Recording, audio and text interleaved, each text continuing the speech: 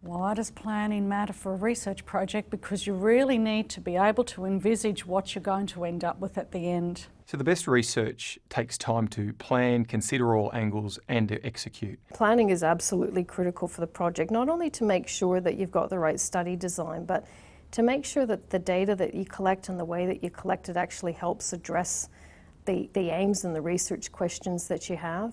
It's really important to plan, because otherwise a lot of time will go by when you will not produce. Research is like anything else, it's discipline. You know, you have to just keep things chugging along. Well, I mean, you don't just go in and say, I'm going to do research on this. First of all, you obviously have to know the literature and other research that's been done. You don't want to duplicate research that's been done before. You need to have a good idea about the feasibility of doing the research, about how it's possible to do it.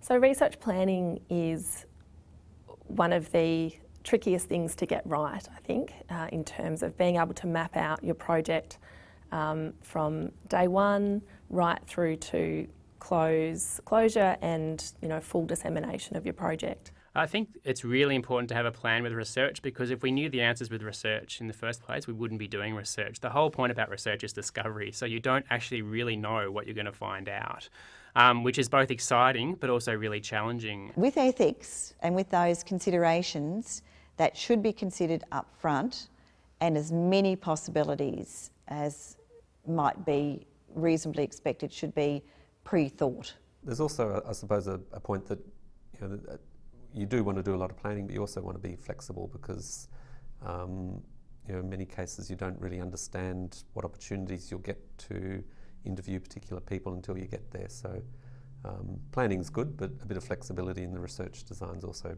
really imperative. I'm always a big believer that we have to plan to try and see some of the things that can actually go wrong. And planning helps to bulletproof the outcome of your project as well. So if I don't plan and I don't go out and find the best ways of trying to administer and run the project, I run the risk of wasting people's money.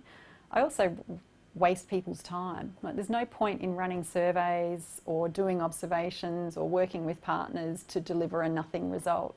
So you want to optimise the outcome and think through the project to deliver the very best information that you can see before you've ever sort of walked into that space to deliver it.